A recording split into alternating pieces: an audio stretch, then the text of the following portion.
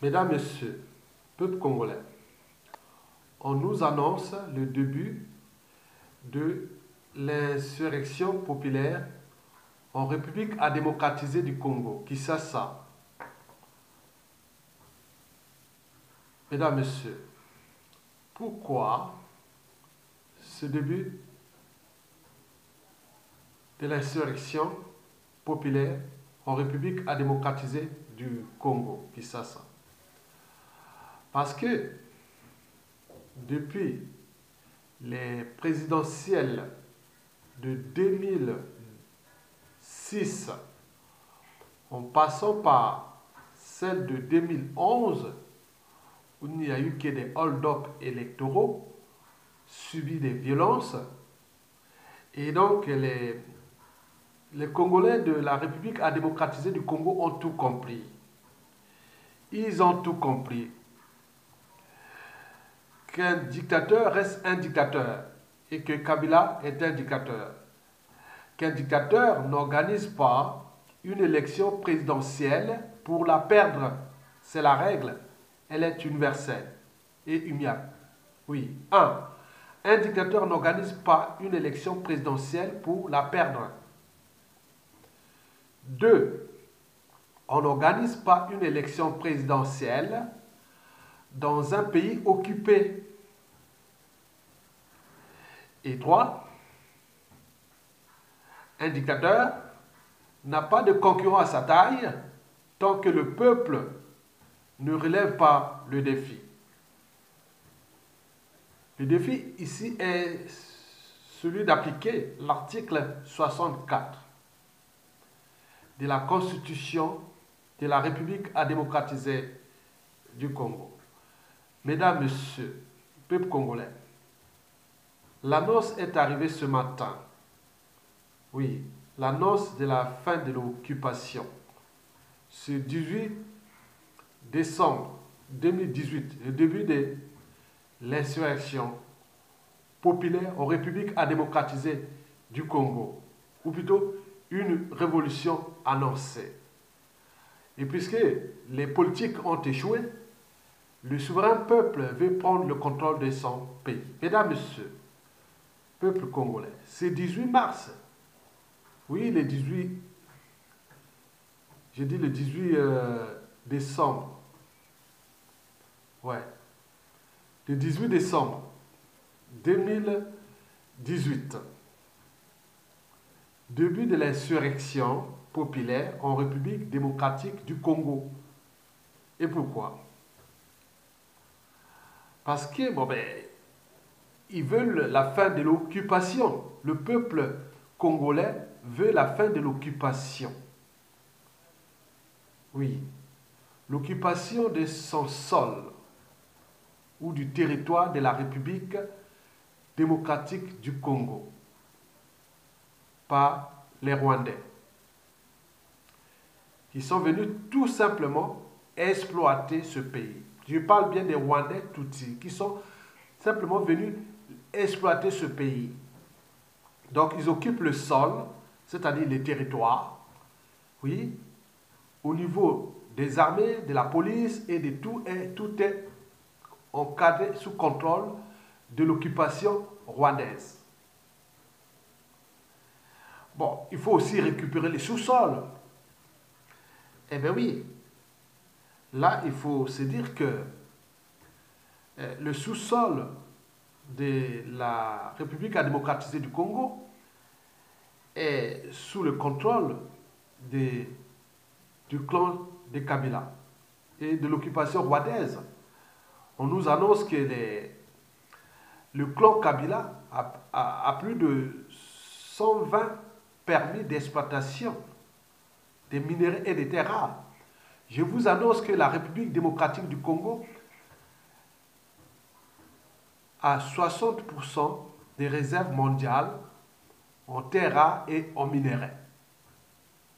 Ces minéraux nécessaires aux technologies civiles et militaires stratégiques. Donc, ce clan est milliardaire. On a à peine 18 ans. Venez occuper tout un territoire. le Congo démocratique ou la République a démocratisé du Congo. Donc ils ont occupé non seulement le sol, mais également le sous-sol. Et n'oublions pas l'État congolais.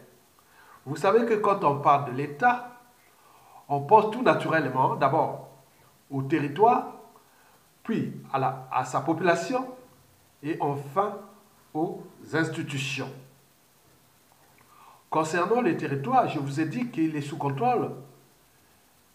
Les armées de Kabila terrorisent la population du nord au sud, de l'est à l'ouest, au centre.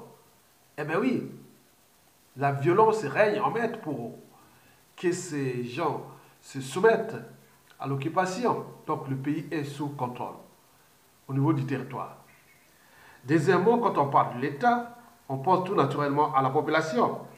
Elle est réduite aujourd'hui au stade de l'esclavage, privée de liberté, de mouvement, de circulation et tout compagnie, laissée dans l'indignité totale.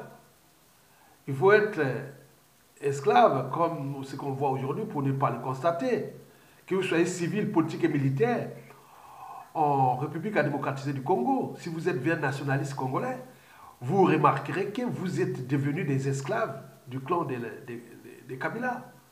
Parce qu'il vous a privé de liberté et il vous a rendu dans les conditions d'indignité. N'oublions pas le but même de la condition humaine, c'est-à-dire l'accès à l'eau potable, à l'énergie, au cadre de vie et tout compagnie, à l'emploi, à la sécurité, et vous êtes devenus presque des esclaves.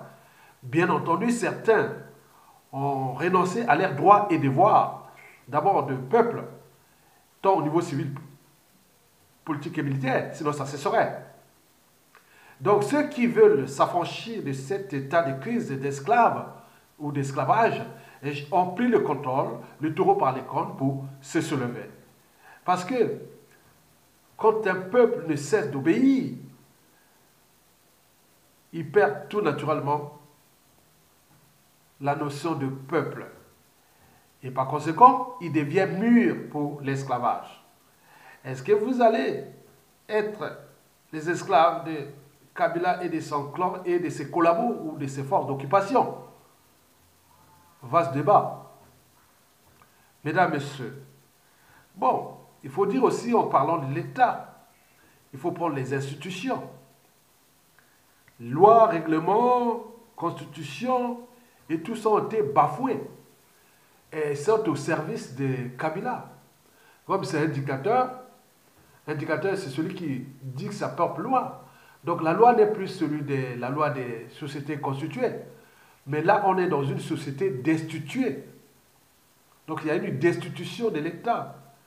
Et donc, l'État n'est plus du côté du peuple ou du souverain peuple, mais du côté du clan de Kabila. Et c'est qu'on voit avec la complicité de la communauté internationale, puisque je vous informe que ce pays de 2 345 000 km², 80 millions d'habitants, est au premier rang africain de réseau hydrographique, de minéraux et de terres rares, au premier rang mondial des minéraux et des terres rares. Et n'oublions pas la biodiversité faunistique et floristique. Oui, c'est du consommable, c'est de la ressource pour le clan de Kabila, et qui ont su exploiter ce pays sans jamais investir. Il s'agit bien sûr d'un acharnement contre ce peuple. Mais si le peuple ne prend pas ses responsabilités, il est sûr et certain que l'occupation va continuer et les Congolais vont passer du stade de l'esclave heureux à celui des animaux, parce qu'ils sont en train de les rendre comme des animaux. Mesdames, Messieurs, peuple congolais. Donc, il n'y a plus d'État, parce que le territoire, la population et les institutions appartiennent maintenant au pouvoir du clan Kabila. Donc, vous devez chercher d'abord à s'affranchir de ce clan. S'affranchir, c'est-à-dire s'affranchir, il faut d'abord récupérer votre pays.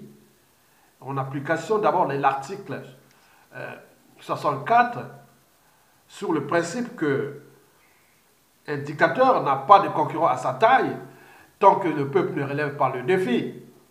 Le défi ici n'est pas du côté des politiques, parce qu'ils ont tous échoué depuis 2016.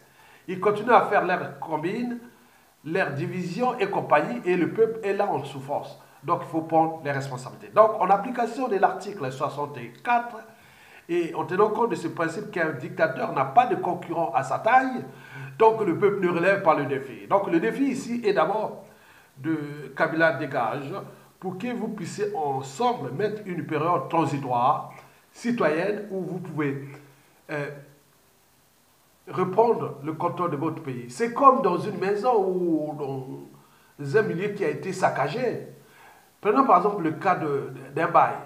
Quand vous êtes dans les pays où il y a du droit, quand un locataire a saccagé votre bail, bon, avant de mettre un nouveau locataire, il faut certainement d'abord faire les travaux, remettre le bail ou la maison aux normes qu'elle peut vivre là. Donc là, il faut remettre le Congo, la République démocratique du Congo, aux normes, oui, aux normes des États, pour que vous puissiez ensemble repenser qui sera le prochain locataire de la République démocratisée du Congo. Mais avant de prendre le nouveau locataire, il faut que vous mettez votre bail abîmé par 17 ans de la Kabylie.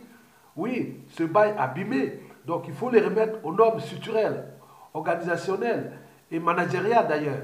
Donc il faudra tout remettre en ordre. Donc moi je reviens sur le bazar. Bon, quelqu'un est venu, il y a eu quelqu'un qui est venu cambrioler chez vous. Bon, il a tout saccagé votre maison. Mais pour vous rentrer, pour reprendre votre maison, il faut tout arranger. Donc savoir qui est qui a fait quoi. D'où cette période de transition citoyenne.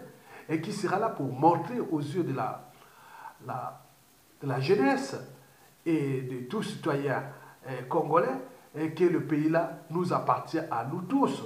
Ce n'est pas une bande de collabos et de tous ceux qui sont venus simplement consommer ce pays. Voilà. Donc, vous devez prendre votre responsabilité. Et donc, moi, je vous informe pourquoi la population de la RDC a pris le taureau par les cornes. Parce qu'ils savent que depuis 2006, en passant par 2011, et n'oublions pas ce qui s'est passé en 2016, 2017, parce qu'à chaque fois, avant l'élection, ou voilà, avant l'élection, il y a toujours blocage de tous les territoires. Et après, bon, 3 ou 4 jours avant, ou 2 ou 3 jours après, mais en attendant, ils massacrent des gens. Donc ils ont compris que non, on ne va plus se laisser faire. Donc au lieu d'attendre le 23 décembre, où il s'était annoncé qu'au jeudi 20, ils devaient bloquer tout le pays. Et là, ils ont dit non, non, non, non, non, on va dévancer ça. Donc ce qui commence aujourd'hui est dans cet état d'esprit. Donc si vous voulez être libre et digne dans votre pays, il faut rejoindre l'insurrection populaire. Quelle que soit la casse, même s'il y a 1000, 2000, 3000, 5000 morts, eh ben c'est la Kabylie et le Rwanda et tout ça qui vont assumer ça. Parce que je vous dis, dans la règle d'or, ne faites jamais autrui ce que vous ne souhaitez pas qu'on le fasse sur vous-même. Donc vous cherchez à récupérer votre pays. En cherchant à récupérer votre pays, vous récupérez votre dignité. Parce que quand vous serez là en train de se soulever, de se battre, là vous récupérez votre valeur de peuple. Mais la communauté internationale vous viendra naturellement au secours. Si vous ne vous levez pas, on ne viendra pas en aide parce que vous êtes quand même un peuple. Il y a des fondamentaux d'un peuple et il doit se battre pour sa souveraineté. Donc vous avez cette parenthèse de Kabila. Donc il faut la clôturer et récupérer votre pays dans une période de transition citoyenne en vue d'organiser les prochaines élections présidentielles libres et transparentes où tout sera mis aux normes structurelles, aux normes qui représentent les fondamentaux, les fondamentaux des règles constitutionnelles et étatiques qu'on voit partout dans le monde. Mais là, il y a eu une volonté manifeste de ne pas organiser une élection et créer le chaos et glisser pas à pas vers 2019, 2020, 2021, parce que oui, ils savent que le pays, la République démocratique du Congo les appartient maintenant, mais pour combien de temps encore? Donc prenez votre responsabilité de mettre Kabila hors d'état de nuire, et alors à ce moment-là, vous aurez récupéré votre pays et une transition politique va commencer. Mesdames, Messieurs, vous avez tout compris et bon vent au peuple de la République démocratisée du Congo. Nous, du côté du Congo-Brazzaville, nous suivons ça avec attention et vous connaissez bien les enjeux. Mesdames, Messieurs, je vous remercie et à bientôt.